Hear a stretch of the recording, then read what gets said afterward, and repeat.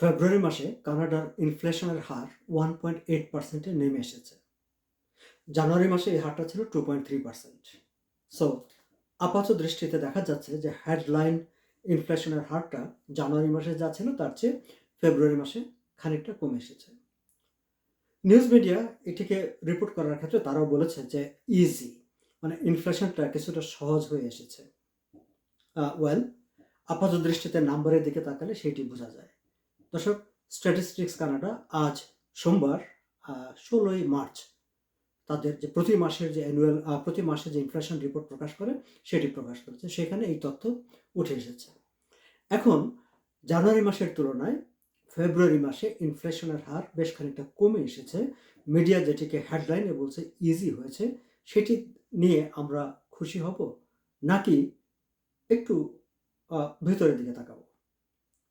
আমরা যারা নিয়মিত বাজারে যাই, গ্রোসারির দাম কিরকম বেড়েছে, উত্তাপ কতটা বাজারে আছে সেটা আমরা টের পাই। পকেটে কিভাবে হু হু করে টাকা চলে যায় পণ্যের বিপরীতে, সেইগুলো আমরা টের পাই।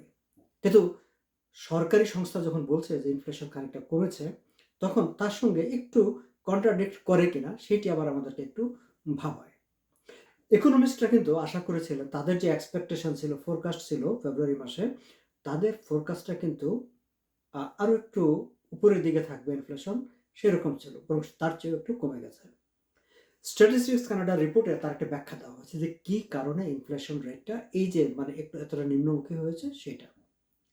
তার আগে একটু বলে রাখি যে স্ট্যাটিস্টিক্স কানাডা যে ইনফ্লেশনের যে হিসাবটা তারা প্রকাশ করে প্রতি মাসে, সেটি তারা এই কম্পেয়ারটা করে আসলে আগের বছরের একই সময়ের সঙ্গে বর্তমানের। অর্থাৎ আমি যে ফেব্রুয়ারির ইনফ্লেশন রেট নিয়ে কথা বলছি, এটিকে তারা হিসাব করছে 2025-এর ফেব্রুয়ারিতে ইনফ্লেশন রেট যা ছিল তার থেকে 2026-এর ফেব্রুয়ারিতে কতটা বাড়লো। সো গত বছরের চেয়ে এই বছরের বাড়তির হারটা হচ্ছে 1.8%।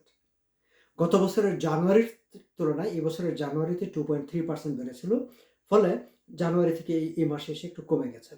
এখন কমে যাওয়ার ক্ষেত্রে একটা বড় বিষয় কন্ট্রিবিউট করেছে, বড় ফ্যাক্টর কাজ করেছে, যেটা আপনারা জানেন যে মাঝখানে মার্ক কার্নি বেশ কয়েক মাসের জন্য একটা জিএসটি ব্রেক দিয়েছিল বেশ কিছু হাউস হোল্ড প্রোডাক্টের ক্ষেত্রে।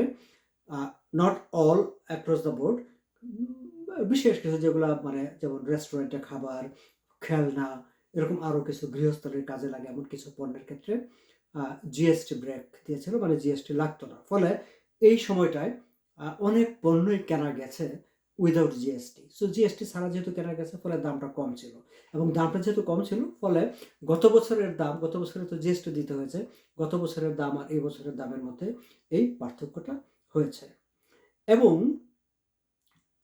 এখন যারা মানে এই জিএসটি ব্রেকটা যেটা ছিল সেটা আবার ফেব্রুয়ারির মাঝামাঝি একটু পরে সেটি আবার শেষ হয়ে গেছে। ফলে ফেব্রুয়ারির শেষ সময়টা এসে আবার রেগুলার যে মার্কেটের ইম্প্যাক্ট, সেই ইম্প্যাক্টটা পড়েছে। কিন্তু সব কিছু মিলিয়ে একটা সহনশীল অবস্থায় ছিল। স্ট্যাটিস্টিক্স কানাডা আরও বলছে যে এই সময়টায়, গত বছরের ফেব্রুয়ারি এবং এই বছরের ফেব্রুয়ারি এই সময়টায় বেশ কিছু, বিশেষ করে fresh and frozen fish, beef এবং আরও বেশ কিছু খাদ্যপণ্যের দাম বেশ কম ছিল। রেস্টুরেন্টের খাবারের দাম বা স্টোরের খাবারের দাম, সেগুলো এই সময়টা এসে একটু কম ছিল। ফলে সেটি এই ইনফ্লেশনের হারটাকে ইম্প্যাক্টেড করেছে। কিন্তু গ্রোসারি আইটেম আবার এই সময় 30% বেড়েছে। আবার ফেব্রুয়ারির তুলনায় এই সময়টায় গ্যাসোলিন, মানে আমরা এটা একটা গুরুত্বপূর্ণ ফ্যাক্টর। গ্যাস, এখন অবশ্য গ্যাসের দাম খুব হাই, কিন্তু ফেব্রুয়ারির মাসটা প্রায় অলমোস্ট পুরো মাসটাই, শেষ সপ্তাহটা বাদ দিলে গ্যাসোলিনের প্রাইস কম ছিল, ন্যাচারাল গ্যাসের প্রাইস কম ছিল, অন্যান্য আরও অনেকগুলো বিষয়ের প্রাইসে কম ছিল। ফলে ইনফ্লেশনটা একটা সহনশীল অবস্থায় থেকেছে। এখন ফেব্রুয়ারির শেষ সময় থেকে, মানে 28শে ফেব্রুয়ারি তো একটা হলো, তারপর থেকে যে তেলের দাম বাড়তে শুরু করেছে, এবং তেলের দাম বাড়ার কারণে অন্যান্য প্রোডাক্টের ক্ষেত্রে যে ইম্প্যাক্টটা হয়েছে, এবং সেই ইম্প্যাক্টটা সামনের সময়গুলোতে দেখা যাবে যে ইনফ্লেশনটাকে আবার বাড়িয়ে তুলছে। এবং আজই বেশ কয়েকজন ইকোনমিস্ট তারা যে ফোরকাস্ট করছেন, তাদের ফোরকাস্টে বলা হচ্ছে যে ইনফ্লেশন খুব শিগগিরই 3%-এ উঠে যেতে পারে বলে তারা মনে করছেন। এখন আমাদের কাছে গুরুত্বপূর্ণ কি? ব্যাংক অফ কানাডার যে একটা তাদের যে একটা ডিজায়ার যে বেঞ্চমার্ক তারা চায় যে 2% অর লেস তার মধ্যে থাকুক। এখন তাদের যে ডিজায়ার আমরা এখন কিন্তু হেডলাইন ইনফ্লেশনে আমরা তার নিচে আছি 2% এ এখন পর্যন্ত। সামনের দিনগুলোতে কি হবে আমরা জানি না।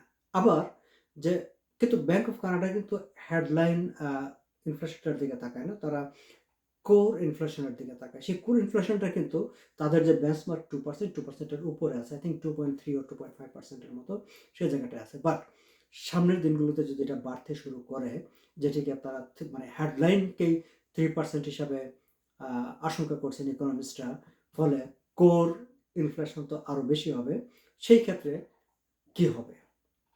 দর্শক আমরা জানি যে ইনফ্লেশনের সঙ্গে ইন্টারেস্ট রেটের ব্যাংক রেটের একটা সম্পর্ক আছে।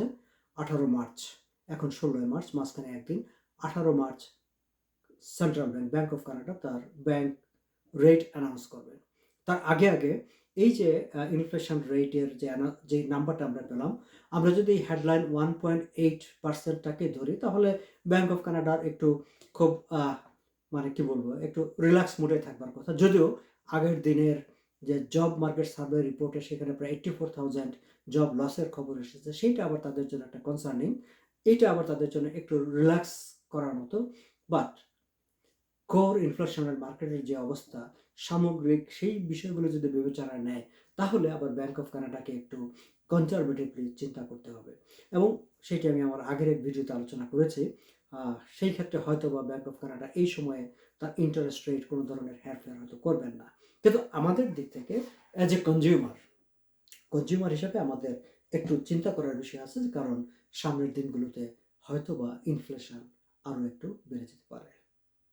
দর্শক আমি এই বিষয়গুলো নিয়ে কথা বলছি ইন্স্যুরেন্স বিষয়ক ইউটিউব চ্যানেল ইন্স্যুরেন্স টকে। জানিয়ে রাখি যে আমি এই চ্যানেলটিতে আসলে কানাডার economy, insurance, investment, world economy এইসব বিষয়গুলো নিয়ে কেবল কথা বলে থাকি। সো আপনারা যারা এক্সক্লুসিভলি এই ধরনের কন্টেন্ট পছন্দ করেন আমার এই চ্যানেলটি সাবস্ক্রাইব করে সঙ্গে থাকতে পারেন। ভালো থাকবেন সবাই।